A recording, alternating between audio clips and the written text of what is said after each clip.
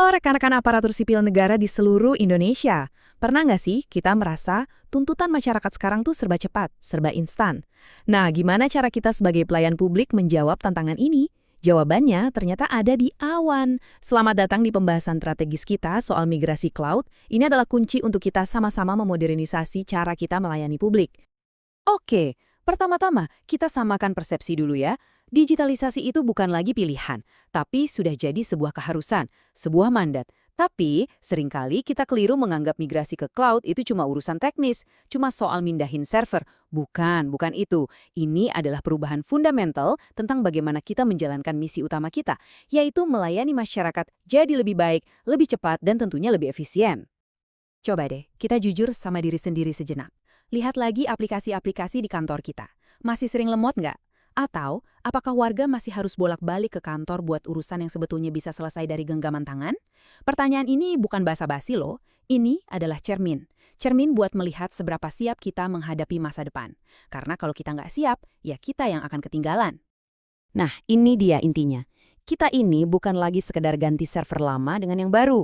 Sama sekali bukan. Kita sedang membangun jembatan digital yang baru, yang lebih kokoh, langsung ke masyarakat. Jadi buang jauh-jauh pikiran kalau ini cuma proyek IT. Ini adalah proyek transformasi. Transformasi dari birokrasi yang mungkin terasa kaku menjadi pelayanan yang lincah dan responsif. Oke, pertanyaannya sekarang, gimana caranya? Untungnya kita nggak perlu babat alas sendirian. Sudah ada kok peta yang teruji, semacam toolkit strategis yang dikenal dengan 5R. Anggap saja ini 5 jalan berbeda yang bisa kita pilih, tergantung aplikasi mana yang mau kita modernisasi. Dan kuncinya adalah tidak ada satu resep yang cocok untuk semua masakan. Pendekatan untuk aplikasi kepegawaian internal pasti beda dong dengan aplikasi perizinan online yang diakses jutaan orang. Kalau kita paksakan satu cara untuk semua, ya sama saja buang-buang anggaran. Nah, kerangka 5R ini yang membantu kita jadi lebih cerdas dalam memilih pendekatan yang paling pas. Biar gampang, kita pakai analogi pindah rumah ya. Pertama, rehost. Ini ibaratnya kita cuma angkut semua barang apa adanya ke rumah baru. Cepat, murah, tapi ya nggak ada peningkatan apa-apa. Kedua, replatform. Nah, ini sambil pindahan kita sedikit upgrade. Misalnya ganti kompor gas lama dengan kompor listrik. Ada sedikit modernisasi. Ketiga, refactor. Wah, ini udah renovasi besar-besaran. Dapurnya kita rombak total biar jadi smart kitchen.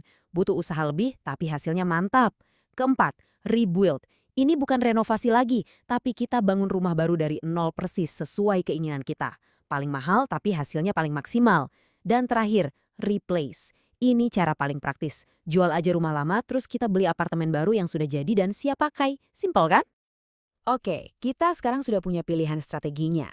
Tapi strategi tanpa rencana eksekusi yang jelas ya cuma jadi angan-angan kan? Sekarang saatnya kita mengubah ide-ide tadi menjadi sebuah peta jalan, sebuah roadmap yang konkret.